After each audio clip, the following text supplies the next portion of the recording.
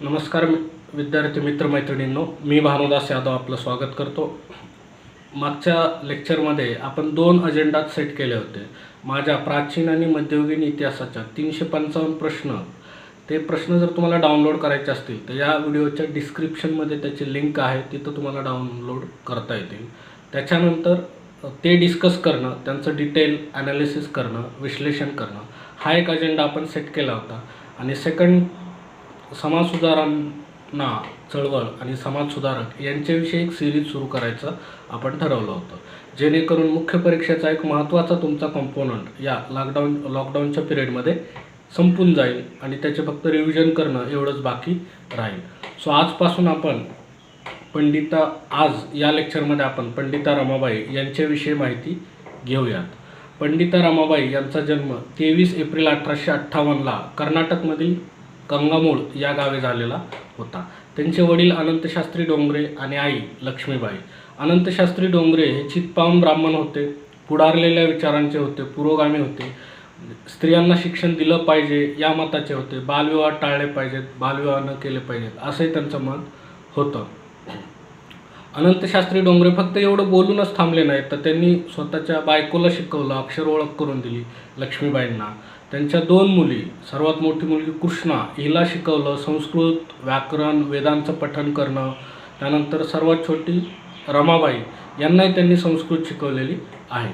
त्यामुळे आजूबाजूचा जो कर्मठ समाज होता त्यांना हे आवडलेलं नाही आणि त्यांनी अनंतशास्त्रीला तू धर्मभ्रष्ट करत आहेस, तू इथून निघून जा म्हणून बहिष्कृत केलेलं आहे, वाळीत टाकलेलं आहे। अनंतशास्त्री डोंगरेंना गाव सोडावं लागलं आणि आता ते भ्रमंती करत फिरत आहेत, गावागावात जायचं, पठण करायचं आणि स्वतःची उपजीविका चालवायची, असं त्यांचा दिनक्रम चाललेला आहे। दरम्यान दुष्काळ पडतो आणि दुष्काळामुळे त्यांना जास्तच भटकंती करावी लागते, एका गावामध्ये सेटल होता येत नाही। त्याचमध्ये 1874मध्ये त्यांचं अनंतशास्त्री डोंगरे यांचं निधन होतं। त्यांचं निधन झाल्यानंतर 5च महिन्यांनी त्यांच्या पत्नी आणि रमाबाईची आई लक्ष्मीबाई यांचंही निधन होतं। त्यानंतर काही दिवसात कृष्णा, जी रमाबाईंची मोठी बहीण असते, त्यांचंही निधन होतं। सो रमाबाईंनी कुटुंबातले 3 सदस्य इथं गमावलेले आहेत, 2च जण फक्त राहिलेत, रमाबाई आणि त्यांचा भाऊ श्रीनिवास। स्वतः या दोघांनी आज 4000 किलोमीटरचा पूर्ण प्रवास पार करून कलकत्त्याला पोहोचलेले आहेत। तोपर्यंत पंडिता रमाबाईची ख्याती कलकत्त्यामध्ये पसरली होती। तोपर्यंत त्यांच्या 12,000 श्लोक संस्कृतमध्ये त्यांना मुखोद्गत होते। सो कलकत्त्याच्या लोकांना हे कळाल्यानंतर त्यांना विश्वास बसला नाही। त्यांनी वाटलं की आपण साक्ष घ्यायची, म्हणजे प्रत्यक्ष बघायचं। आणि मग कलकत्त्याच्या हॉलमध्ये एका पंडिता रमाबाईंना सांगण्यात येतं, तिथं कर्मठ पण हजर होते आणि सुधारक पण हजर होते, स्त्रियाही कलकत्त्याच्या तिथे हजर होत्या, की तुम्हाला हे ज्ञान आहे संस्कृतचं, व्याकरणाचं, ठीक आहे, एक तर एखादी स्त्री शिकूच कसं काय शकते याच्यावर त्यांचा प्रश्न, आणि दुसरं म्हणजे मग आहे तर आम्हाला म्हणून दाखवा। पंडिता रमाबाई यांनी तिथं वेद पठण केलेलं आहे। आधुनिक भारताच्या इतिहासामध्ये सार्वजनिकरित्या वेद वाचणारी पहिली स्त्री म्हणजे कोण, तर रमाबाई आहे। तर रमाबाईंनी संस्कृत वाचून दाखवलं। काही जणांचं म्हणणं होतं की वाचायला काय, मुखोद्गत केलं की ते पाठ होतं, त्यामुळे त्यात काय आश्चर्य नाही। तर मग पंडिता रमाबाई यांनी त्याचा अर्थ समजावून सांगितला, संस्कृतमधला अर्थ फोडून त्याची उदाहरणासहित समजावून सांगितला, स्वतः संस्कृतचे श्लोक तयार करून दाखवले। त्यावेळेस मात्र त्यांचा विश्वास बसला आहे की खरंच ही स्त्री संस्कृतमध्ये पारंगत आहे, प्रावीण्य मिळवलेलं आहे। आणि तिथं त्या हॉलमध्ये रमाबाई यांना 3 उपाध्या मिळालेल्या आहेत, पंडिता आणि सरस्वती, या 2 उपाध्या त्यांना मिळालेल्या आहेत। आणि स्त्रियांनी, कलकत्त्याच्या स्त्रियांनी मिळून समस्त भारतवर्षीय स्त्रियांचं भूषण अशी त्यांना काय पदवी दिलेली आहे। सो मित्रांनो, लक्षात ठेवायचं की त्यांना 3 पदव्या कलकत्त्याच्या इथं मिळालेल्या आहेत, पंडिता 1, रमाबाई आणि समस्त भारतवर्षीय स्त्रियांचं भूषण ही स्त्रियांनी दिली होती। तर ह्या ज्या त्यांना पदव्या मिळाल्यात, ह्या समाज सुधारणेसाठी उपाध्या मिळालेल्या नाहीत, तर त्यांचं संस्कृतवर जे प्रावीण्य होतं, जे प्रभुत्व होतं, त्याचं कौतुक म्हणून त्यांना ह्या उपाध्या मिळाल्या। पंडिता ही उपाधी मिळणारी एकमेव स्त्री आहे। म्हणजे तुम्हाला पुरुषांना पंडित म्हणतात ते माहितीच आहे, पंडित मोतीलाल नेहरू, पंडित जवाहरलाल नेहरू, हे त्याचे ठळक उदाहरणं अनेकही असे आहेत, पण स्त्रीला अशी उपाधी मिळत नसे। पंडिता रमाबाई यांनी मात्र ती मिळवलेली आहे। त्यावेळेस मग लग्नासाठी पंडिता रमाबाई यांना अनेक कलकत्त्याचे शिकलेले ब्राह्मणांनी मागणी घातलेली आहे. अनेक ICS अधिकाऱ्यांनी त्यांना लग्नाची मागणी घातली. पण पंडिता रमाबाई यांनी बाबू बिपिन बिहारी दास मेधावी या एका शूद्र वकिलाशी लग्न करण्याचा निर्णय घेतलेला आहे आणि त्यांनी लग्न केलं. तर सिव्हिल नेटिव्ह मॅरेज ॲक्टनुसार ते लग्न झालेलं आहे. त्यावेळेस कर्मठांनी खूप विरोध केला या लग्नाला, म्हणजे महाराष्ट्रामध्ये आणि बंगालमध्ये पण. याचं कारण असं की हा आंतरजातीय विवाह होताच, पण त्याचबरोबर तो प्रतिलोम प्रकारचा विवाह होता. प्रतिलोम विवाह म्हणजे काय, तर अशा प्रकारचा विवाह जिथं स्त्री उच्च जाती असते आणि पुरुष कनिष्ठ जाती असतो.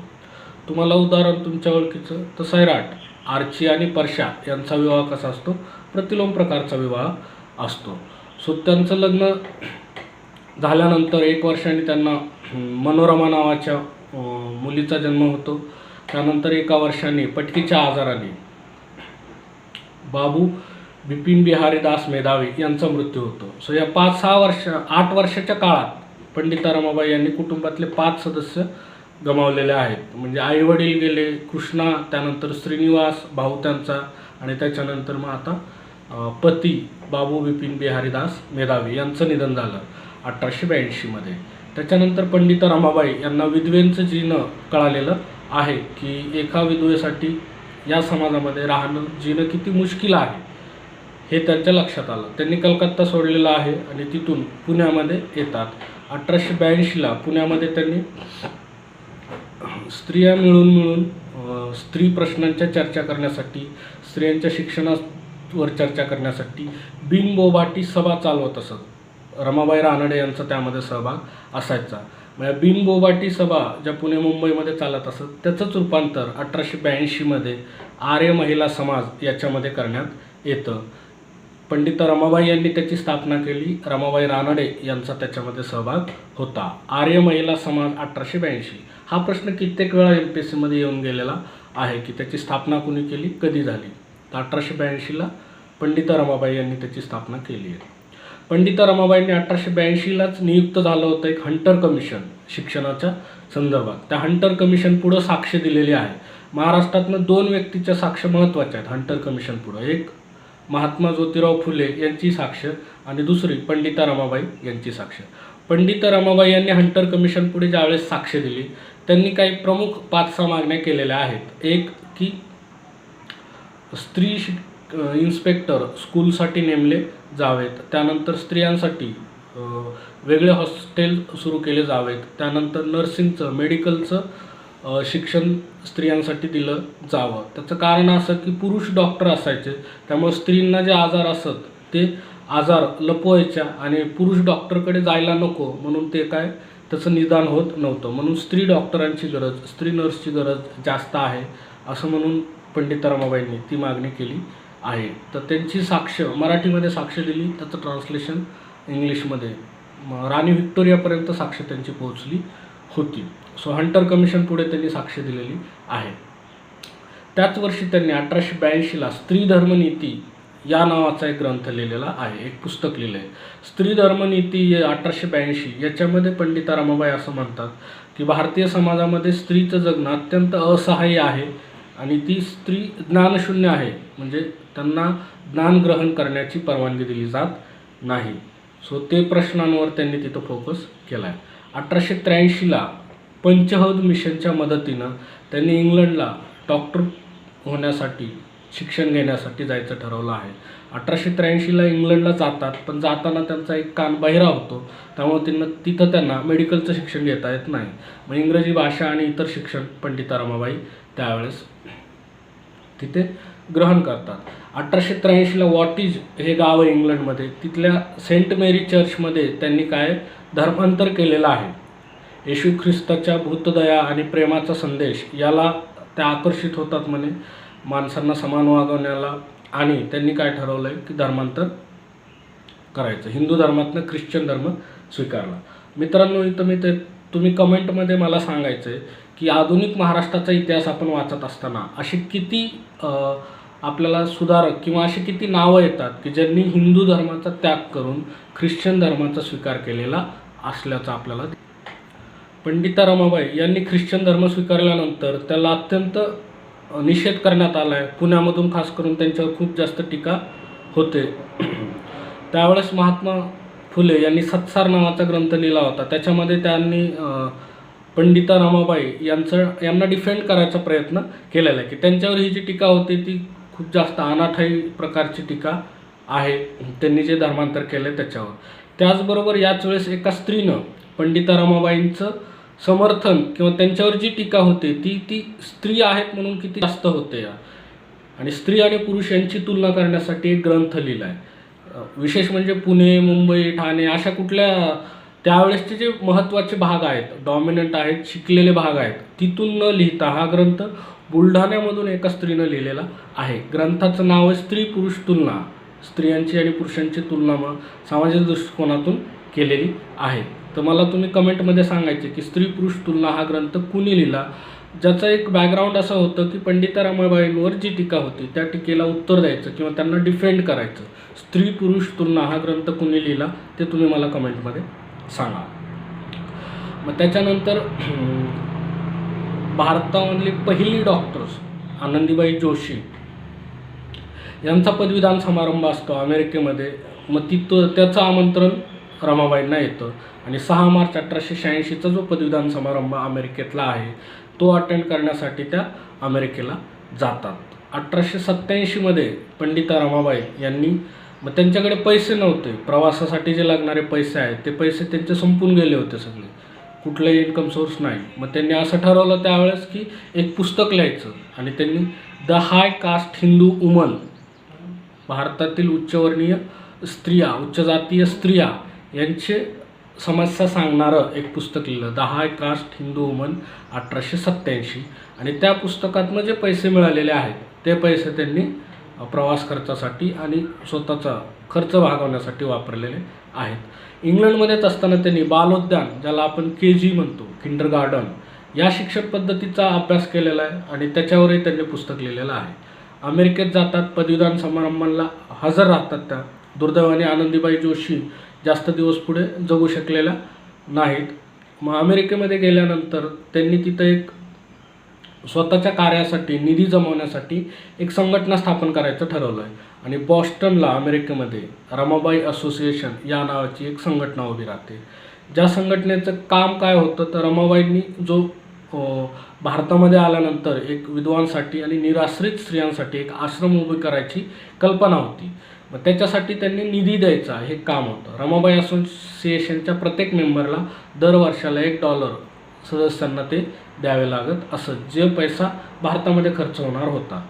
सो ही बातमी लगेच भारतामध्ये पोहोचते. ज्ञानोदय नावाचं जे वृत्तपत्र आहे तेव्हाचं, त्या वृत्तपत्राने स्वागत केलं आणि सांगितलं या बातमीचं महत्त्व. तर त्याला पुणे वैभव नावाचं त्यावेळेस प्रतिगामी भूमिका घेणारं एक वृत्तपत्र होतं, पुण्यातून निघणारं पुणे वैभव. त्या वृत्तपत्रानं मात्र टीका केली की पंडिता रमाबाई यांनी भारतामध्ये असं काम करायची गरज नाही. एक तर आमच्याकडे निराश्रित विधवा नाहीतच आणि दुसरं म्हणजे असल्या तरी तुमच्या आश्रमामध्ये त्या येणार नाही. सो असं पुणे वैभवचं म्हणणं आहे.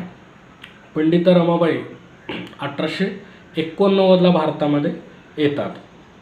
1889च्या फेब्रुवारी महिन्यात भारतात आल्यानंतर त्यांनी शारदा सदनची स्थापना करायचं ठरवलं आहे आणि शारदा सदन मुंबईला स्थापन होतं. ज्याचा उद्देश काय होता तर निराश्रित स्त्रियांना आश्रय द्यायचा आणि त्यांना शिक्षणासाठी मदत करायची, हा त्याचा उद्देश आहे. शारदा सदन 1890ला पुण्यामध्ये शिफ्ट होतं मुंबईवरनं. पुण्यामध्ये शिफ्ट झाल्यानंतर 1892ला आत्माराम पांडुरंग तरखडकर यांच्या हस्ते नवीन इमारत चकचकीत ₹42,000 खर्च करून तेव्हा त्यांनी इमारत बांधली होती शारदा सदनची. त्या इमारतीमध्ये ते शिफ्ट करण्यात येतं.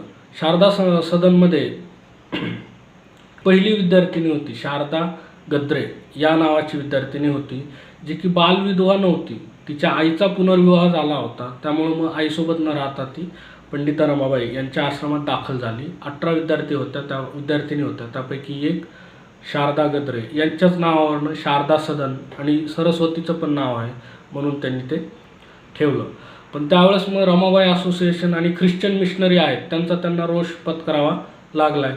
दोघांचाही हिंदू कर्मठ जे होते तेव्हाचे त्यांचा राग रमाबाईंवर आहे की तुम्ही असं शिक्षण द्यायचं, विधवा स्त्रियांना चांगलं हसत खेळत ठेवायचं, त्यांना काम करायला लावायचे, शिवणकाम करायची संधी द्यायची, आर्थिक क्रियांमध्ये त्यांचा भाग वाढवायचा. आणि ख्रिश्चनांचं म्हणणं होतं मिशनऱ्यांचं की तुम्ही त्यांच्यावर जबरदस्ती करत नाही, त्यांना ख्रिश्चन बनवा ही पहिली अट असली पाहिजे.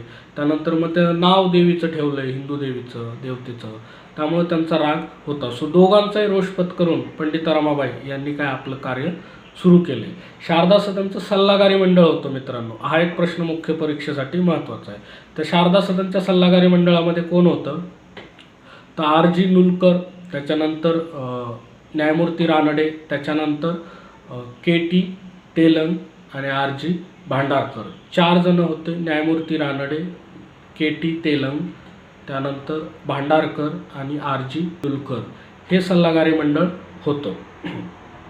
या सल्लागारी मंडळांशी पण वाद झालेत असं आपल्याला आनंदीबाई कर्वे, महर्षी कर्वे यांच्या पत्नी यांच्या डायरीतनं ते आपल्याला दिसतं की या सल्लागारी मंडळाचं म्हणणं असं होतं की शारदा सदनमध्ये आणि मग मुक्ती सदन वगैरे या सदनामध्ये येणाऱ्या ज्या आमच्या जातीय स्त्रिया आहेत, ब्राह्मण जातीय स्त्रिया आहेत, त्यांनी एवढं हसून खेळून राहण्यामध्ये काही एवढं सुखी समाधानी हसून खेळून त्यांना ठेवलं नाही पाहिजे, विधवेंचं जगणं त्यांच्या वाटेला आलं पाहिजे असं त्यांचं त्यावेळेस एक म्हणणं.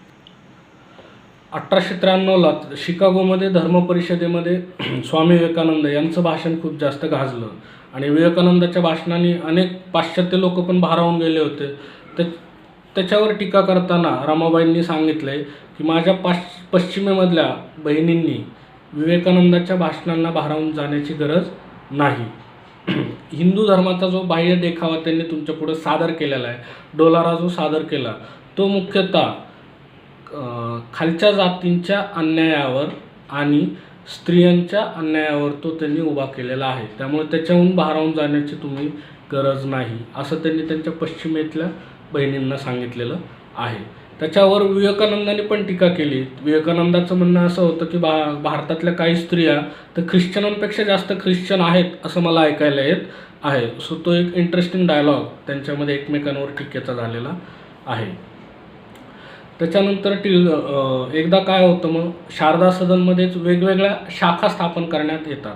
प्लेगची साथ येते पुण्यामध्ये 1895च्या पुढं आणि त्यामुळं असं ठरवलं शारदा सदनच्या पंडिता रमाबाई आणि इतर विद्यार्थिनींना असं सांगितलं जातं पुणे नगरपालिकेकडून की तुम्ही लवकरात लवकर पुण्याच्या बाहेर शिफ्ट झालं पाहिजे. आणि पुण्याच्या बाहेर 35 मैलाच्या अंतरावर केडगाव नावाचं एक ठिकाण आहे, तिथं पंडिता रमाबाई जातात आणि झोपडीमध्ये शारदा सदन तिथं सुरुवात केलेलं आहे, प्लेगची साथ आलेली म्हणून. आणि तिथल्या परिसरामध्ये अनेक एकर जागा त्यांनी विकत घेतली, तिथं शेतीचं काम सुरू केलेलं आहे, शिवणकाम सुरू केलेलं आहे.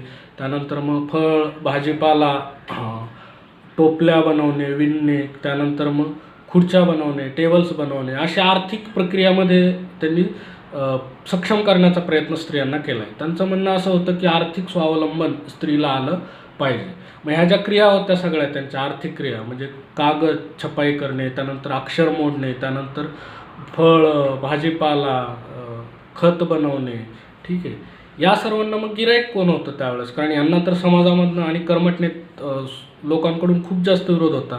तर गिराईक कोण होतं सर्वात मोठं? ब्रिटिश सरकार आणि ब्रिटिश अधिकारी, ठीक आहे. यांचं प्राधान्य असायचं की या अशा व्यक्ती आहेत त्यांच्याकडनं आपल्याला जास्त खरेदी करता आलं तर ते अप्रत्यक्षपणे सुधारणेला एक पाठिंबाच असणार आहे. शारदा सदनमध्येच म्हणजे मुक्ती सदन सुरू करण्यात आलं आहे बालविधवा आणि निराश्रित स्त्रियांसाठी. त्याच्यानंतर पतित स्त्रियांसाठी कृपा सदन सुरू करण्यात आलं आहे. त्याच्यानंतर अंध मुलांसाठी बातमी सदन सुरू करण्यात आलं. अनाथ म्हणजे मुलींसाठी सदानंद सदन सुरू करण्यात आलं. त्याच्यानंतर जे वृद्ध आणि आजारी होते त्यांच्यासाठी सायन घरकुल सुरू करण्यात आलं. अशा प्रकारे स्त्रियांना सक्षम बनवण्याचं काम आणि जवळपास 1819 तिथं मुली आणि स्त्रिया पंडिता रमाबाई यांच्या या वेगवेगळ्या सदनमध्ये त्यावेळेस आपल्याला राहत आहेत असं दिसतं. पंडिता रमाबाई यांचं राजकीय क्षेत्रामध्ये काय योगदान आहे? तर राजकीय क्षेत्रामध्ये त्यांनी सुरुवात केलेली ज्यावेळेस 1889ला परत येतात भारतामध्ये त्यावेळेस त्यांनी काँग्रेसमध्ये स्त्रियांचा सहभाग असावा अशी मागणी केलेली आहे. फक्त मागणीच केली नाही, तर 1889ला मुंबईच्या अधिवेशनामध्ये ज्या 6 स्त्रिया उपस्थित होतात त्यांच्यापैकी एक स्वतः पंडिता रमाबाई असतात. पण त्याच्यानंतर मात्र त्यांना जो विरोध वाढतो, होतं काय तर मुक्ती सदनमधल्या काही मुली ख्रिश्चन धर्म स्वीकारतात आणि मग त्याच्यावरनं लोकमान्य टिळकांनी विरोध केलेला आहे. लोकमान्य टिळकांनी आधीही केसरीमध्ये लेख लिहिला होता की पंडिता रमाबाई यांनी ख्रिश्चन धर्म स्वीकारणं हे आमचं दुर्दैव आहे. मग त्या पंडिता रमाबाईंच्या कार्याला टिळकांच्या गटांकडनं खूप जास्त विरोध करण्यात येतो. त्यामुळे राजकारणामध्ये त्यांनी स्वतः जास्त मग इथून इंटरेस्ट घेतलेला नाही. एकला चलो रे, समाजकारण, समाजसेवा, समाजसुधारणा ही भूमिका त्यांनी ठेवलेली आहे. 1919मध्ये पंडिता रमाबाई यांची जी मुलगी मनोरमा, जी की शिक्षणाला अमेरिकेत गेली होती, त्यानंतर मग तिथून शिकून BA केलं बॉम्बे युनिव्हर्सिटीमधनं. त्यानंतर मग अमेरिकेला, इंग्लंडला तिथं राहून मग परत भारतामध्ये आल्या. भारतामध्ये आल्यानंतर शारदा सदनचं प्रिन्सिपल म्हणून त्यांनी काम केलेलं होतं. त्यांचा जुलै 1919मध्ये मृत्यू होतो. हा पंडिता रमाबाईंसाठी एक धक्का असतो मोठा. त्यांचं कार्य वगैरे सुरळीत चाललं होतं, त्याच वेळेस ही घटना घडते. 1919 हे वर्ष अजून एका गोष्टीसाठी महत्त्वाचं आहे की पंडिता रमाबाई यांनी भारतीय समाजामध्ये सुधारणा घडवण्याचा आणि स्त्रियांसाठी जे अत्यंत महत्त्वाचं काम करण्याचा प्रयत्न केला आहे. शिक्षणाच्या बाबतीत, सक्षमीकरणाच्या बाबतीत, ठीक आहे, त्यांना जगण्याची, खास करून विधवा स्त्रियांना जगण्याची नवीन आशा देण्याच्या बाबतीत त्यांनी जो प्रयत्न केला आहे, हे लक्षात ठेवून ब्रिटिश सरकारने भारतीयांसाठी देण्यात येणारा सर्वोच्च पुरस्कार होता तेव्हाचा, कैसरी हिंद नावाचा, तो पुरस्कार 1919मध्ये त्यांना देण्यात आला आहे. मित्रांनो, इथं मला तुम्ही सांगायचं की 1919 हे एकच वर्ष आहे, त्याच वर्षी एका मोठ्या भारतीय नेत्यांनी हा पुरस्कार ब्रिटिशांना परत दिला होता. ते परत कैसरी हिंद परत देणारे भारतीय नेते कोण होते आणि त्यांनी का परत दिला, हे तुम्ही मला कमेंट बॉक्समध्ये सांगायचं आहे. आता आपण बघितलं की 1919मध्ये पंडिता रमाबाई यांना कैसरी हिंद मिळाला. त्याच वर्षी मनोरमाचं निधन झालं. त्याच्यानंतर पंडिता रमाबाई थोड्याशा खचलेल्या आहेत आणि 5 एप्रिल 1922मध्ये पंडिता रमाबाई यांचा मृत्यू झाला. 64 वर्ष पूर्ण व्हायच्या आधीच, एप्रिल महिन्यातच 64 वर्ष पूर्ण होणार होते, त्याच वर्षी त्याच महिन्यात त्यांचं निधन झालं, 5 एप्रिल 1922. पंडिता रमाबाई यांच्याविषयी आपण माहिती बघितलेली आहे. एकदा त्यांनी लिहिलेल्या पुस्तकांचं आपण रिव्हिजन करूयात. 1882ला स्त्री धर्मनीती या नावाचं पुस्तक येतं. त्याच्यानंतर दी हाय कास्ट हिंदू वुमन या नावाचं पुस्तक 1887ला येतं. अमेरिकेमध्ये गेल्यानंतर आणि तिथून परत आल्यावर युनायटेड स्टेट्सची लोकस्थिती 1889ला, युनायटेड स्टेट्सची लोकस्थिती आणि प्रवास वर्णन या नावाचं पुस्तक त्यांचं येतं. हंटर कमिशनच्या पुढं साक्ष दिले त्यांनी, त्याची रूपांतर आत्मचरित्रपर पुस्तक आहे माझी साक्ष या नावाचं. त्यानंतर त्यांनी इब्री भाषा, या इब्री भाषेचं व्याकरण लिहिलेलं आहे. त्यानंतर बायबल, ग्रीक बायबलचं त्यांनी मराठीमध्ये भाषांतर केलेलं आहे. अशी त्यांनी महत्त्वाची ही पुस्तकं लिहिलेली आहेत. त्यांचं संस्थात्मक कार्य काय, तर आपण बघितलं बिनगोवाटी सभा 1882ला, त्याचं रूपांतर आर्य महिला समाजामध्ये पुण्याला, त्याचे शाखा अहमदनगरला होत्या, सोलापूरला होत्या, पंढरपूरला होत्या, ठाणेला होत्या, बार्शीला होते. त्याच्यानंतर मग 1883ला इंग्लंडला जातात, मग धर्मांतर होतं. 1886ला अमेरिकेला रमाबाई असोसिएशन स्थापन केली जाते. तिथून 89ला परत येतात. 89ला शारदा सदनची स्थापना होते. काँग्रेस अधिवेशनामध्ये सहभाग होतो. त्यानंतर मग मुक्ती सदन, कृपा सदन, सदानंद सदन, बातमी सदन असे आपण बघितलेले आहेत. सो अशा प्रकारे आज जे भारतीय स्त्रियांचं समाजामध्ये स्थान दिसतं, लिंगभाव समानता अचीव करण्याच्या मार्गाने आपण जे चाललेलो आहोत असं म्हणू शकतो. ठीक आहे, आता त्याला बरेच जण विरोध करू शकतात की ह्या स्त्री शिक्षणासाठी आणि स्त्रीचं स्थान समाजामध्ये सुधारण्यासाठी पंडिता रमाबाई यांचं अत्यंत महत्त्वाचं योगदान राहिलेलं आहे. त्या योगदानाला स्मरून 1989मध्ये भारत सरकारने त्यांच्यावर पोस्टाचं तिकीट जारी केलं होतं. अशा पंडिता रमाबाईंविषयी MPSCवर वारंवार प्रश्न येतात. त्यामुळे तुम्ही हा व्हिडिओ बघताना तुमच्याकडे वही आणि पेन असला पाहिजे, ज्याच्यावरनं तुम्ही नोट्स काढल्या पाहिजेत. सो आपण पुढच्या लेक्चरमध्ये भेटूयात. तोपर्यंत स्वतःची काळजी घ्या, अभ्यास व्यवस्थित करा आणि लॉकडाऊन असेपर्यंत म्हणजे या काळामध्ये प्रशासनाला जास्त सहकार्य करा. धन्यवाद.